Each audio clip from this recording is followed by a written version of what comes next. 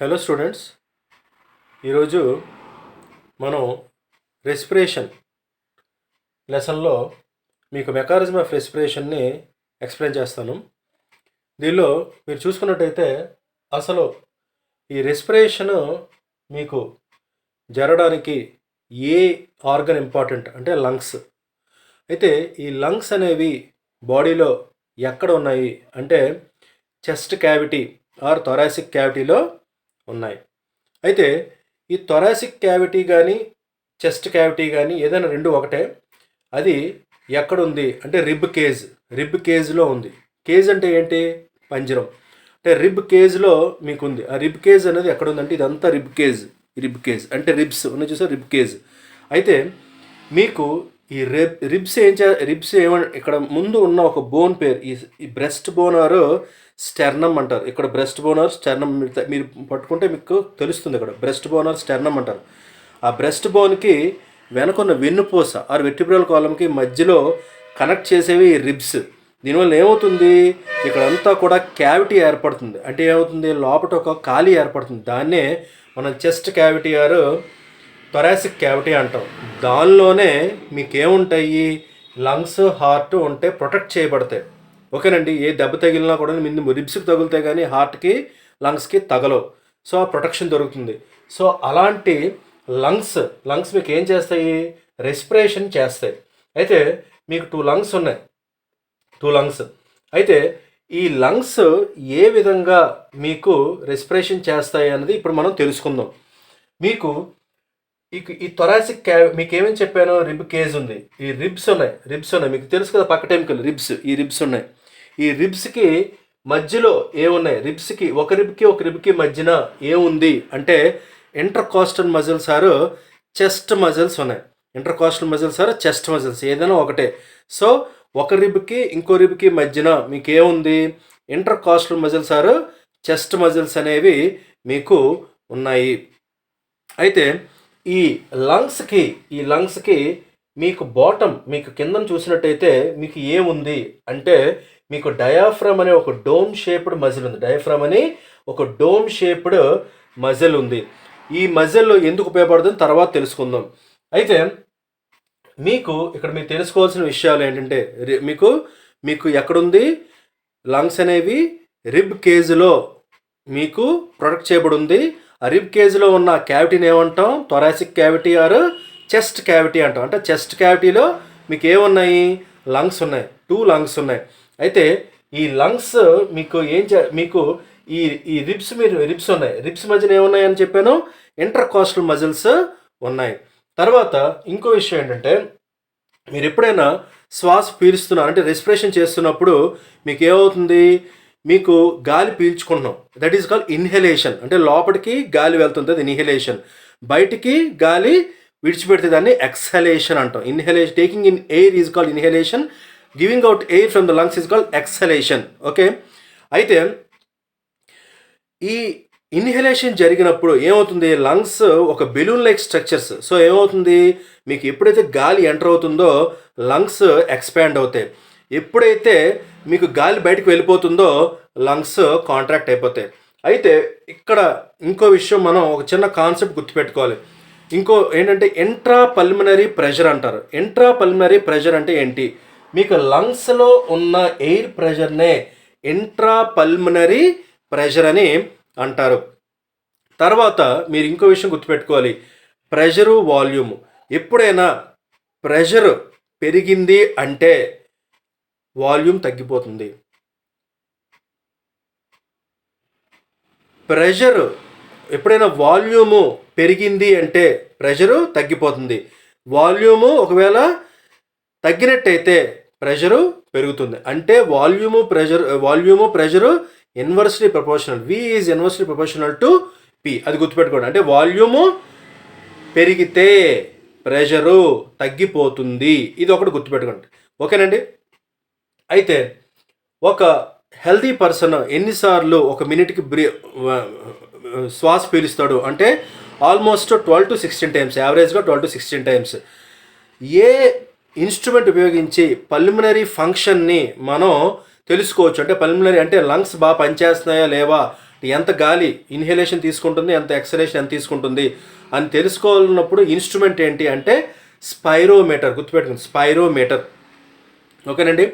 తర్వాత అంటే మీకు ఏమని చెప్పాను, మీకు రిబ్ కేజ్ గురించి చెప్పాను, చెస్ట్ క్యావిటీ గురించి చెప్పాను. తర్వాత ఇంటర్కాస్టల్ మజిల్స్ అంటే చెప్పాను. రిబ్స్కి మధ్య ఉన్న మజిల్స్ ఇంటర్కాస్టల్ మజిల్స్ అని చెప్పాను. తర్వాత డయాఫ్రమ్ అంటే ఏంటో చెప్పాను. అయితే మీకు ఇక్కడ ఇంపార్టెంట్ ఎలాగ రెస్పిరేషన్ జరుగుతుంది అంటే మనం చెప్పుకున్నాం ఏంటి, లంగ్స్ ఎక్స్పాండ్ అవుతుంది, లంగ్స్ కాంట్రాక్ట్ కూడా అవుతుంది అని చెప్పాం. ఓకే, కానీ ఇక్కడ ఒక విషయం మనం బాగా గుర్తుపెట్టుకోవాలి. లంగ్స్ ఎక్స్పాన్షను కాంట్రాక్షను అనేది లంగ్స్ తమకు తాముగా చేసుకోలేదు. దానికి కారణం ఏమిటి అంటే 2 మజిల్స్ దానికి కారణం. ఒకటి ఇంటర్కాస్టల్ మజిల్స్. చూసారు ఇక్కడ మీకు ఇలా ఇంటర్కాస్టల్ మజిల్స్ ఉన్నాయి మధ్యలో. ఇవి రిబ్స్ తర్వాత ఇంటర్కాస్టల్ మజిల్స్, తర్వాత రిబ్స్ ఇంటర్కాస్టల్ మజిల్స్. ఈ ఇంటర్కాస్టల్ మజిల్స్ దాంతోపాటు మీకు ఏంటి ఈ డయాఫ్రమ్ ఈ రెండిటి కారణంగా మీకు ఏమవుతుంది, లంగ్స్ ఎక్స్పాన్షన్ అండ్ కాంట్రాక్షన్ అనేది జరుగుతుంది. ఎలా జరుగుతుంది అంటే మీకు ఎప్పుడైనా సరే మీకు ఇన్హలేషన్ జరిగినప్పుడు ఏం జరుగుతుంది అంటే, ఇన్హలేషన్ అంటే గాలి లోపలికి ఎంటర్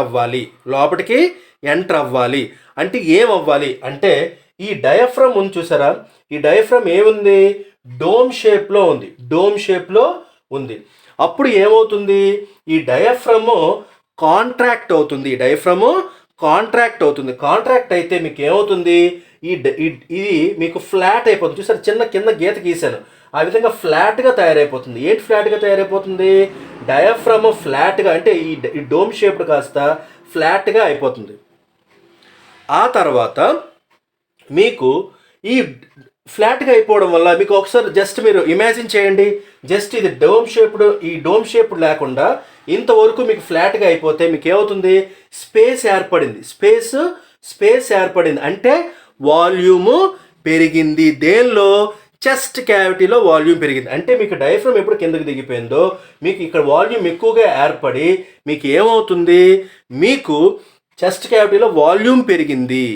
ఓకే, ఆ తర్వాత ఇదే టైంలో మీకు ఇంకేం చెప్పాను, ఇంట్రాకాస్టల్ మజిల్స్ ఉన్నాయి. ఆ ఇంట్రాకాస్టల్ మజిల్స్ ఏం చేస్తాయి, అవి కూడా మీకు కాంట్రాక్ట్ అవుతాయి. ఇంటర్కాస్టల్ మజిల్స్ అంటే ఇవి కాంట్రాక్ట్ అవుతాయి.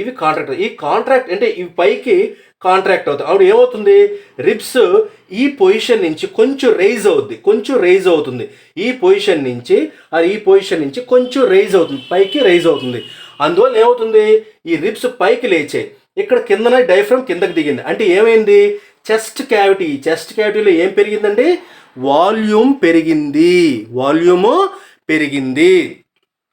ఎప్పుడు ఇక్కడ ఎక్కువ చెస్ట్ క్యావిటీలో ఎప్పుడు వాల్యూమ్ పెరిగిందో మీకు ఈ లంగ్స్ కూడా మీకు స్పేస్ ఎక్కువ దొరికి లంగ్స్లో కూడా వాల్యూము పెరుగుతుంది.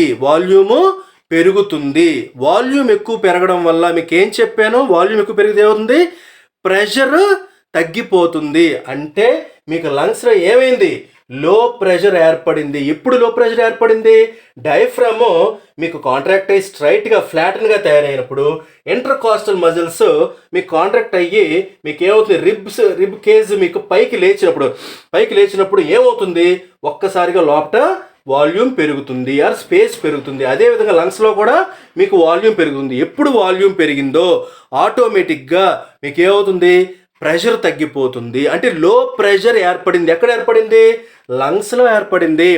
అప్పుడు లో ప్రెషర్ ఏర్పడితే ఏం జరుగుతుంది, గాలికి ఉండే స్వభావం ఏంటి, హై ప్రెషర్ నుంచి లో ప్రెషర్కి మూవ్ అవుతుంది. సో ఏమవుతుంది, మీకు నాస్ట్రిల్స్లోంచి ముక్కులోంచి గాలి వెంటనే అంటే అట్మాస్ఫిరిక్ ఎయిర్ అంటే ఇక్కడ ప్రెషర్ ఏమైంది, అట్మాస్ఫిరిక్ ఎయిర్ ప్రెషర్ కన్నా తక్కువ ప్రెషర్ ఉంది ఇక్కడ. అంటే అవుట్ సైడ్ ద లంగ్స్ మీకు ఏమవుతుంది అంటే బయట ఎన్విరాన్మెంట్లో ఎయిర్ ప్రెషర్ ఎక్కువ ఉంది, లంగ్స్లో ప్రెషరు చాలా తక్కువ ఉంది. సో ఏమవుతుంది, గాలి ఎప్పుడే ఉంది హై ప్రెషర్ నుంచి లో ప్రెషర్కి మూవ్ అవుతుంది. కాబట్టి మీకు ఏమవుతుంది, ఈ నాస్ట్రిల్స్ ద్వారా ఈ ట్రెకియా ద్వారా మీకు ఏమవుతుంది, లంగ్స్లోకి గాలి వెళ్తుంది, అందువల్ల లంగ్స్ ఎక్స్పాండ్ అవుతుంది. దాన్నే మనం ఏమంటాం, ఇన్స్పిరేషన్ అని అంటాం. ఓకే, అది అయిపోయిన తర్వాత నెక్స్ట్ మీకు ఏమవ్వాలి, ఎక్స్ప్రెషన్ జరగాలి. ఎక్స్ప్రెషన్ జరుగుతున్నప్పుడు ఇంతవరకు లంగ్స్ ఏ పొజిషన్లో ఉన్నాయి, ఇన్స్పిరేషన్ జరుగుతుంది కాబట్టి లంగ్స్ ఈ డయాఫ్రమ్ ఫ్లాట్గా ఉంది.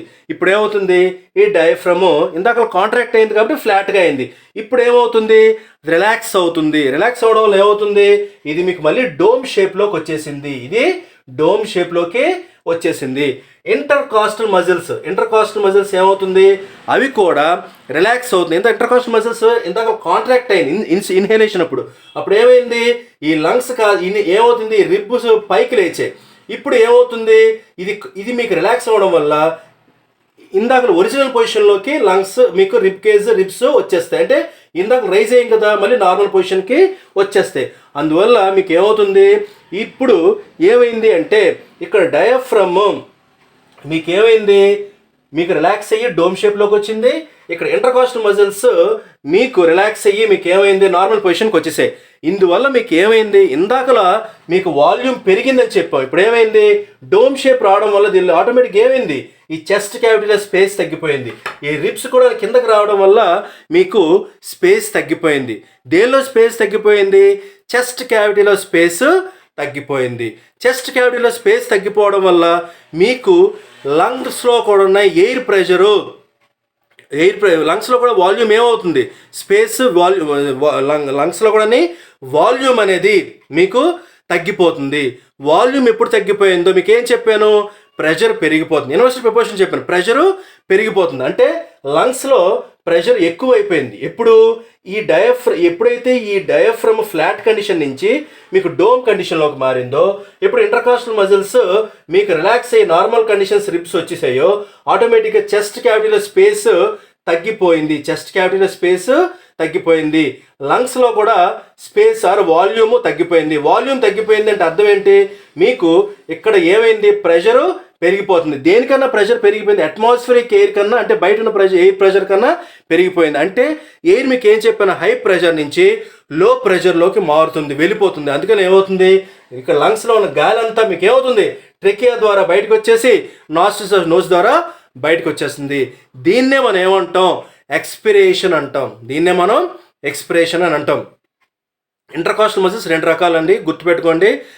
External intercostal muscles, internal intercostal muscles. ఓకేనండి, మీకు ఈ లంగ్స్ సంబంధించి మెకానిజం ఆఫ్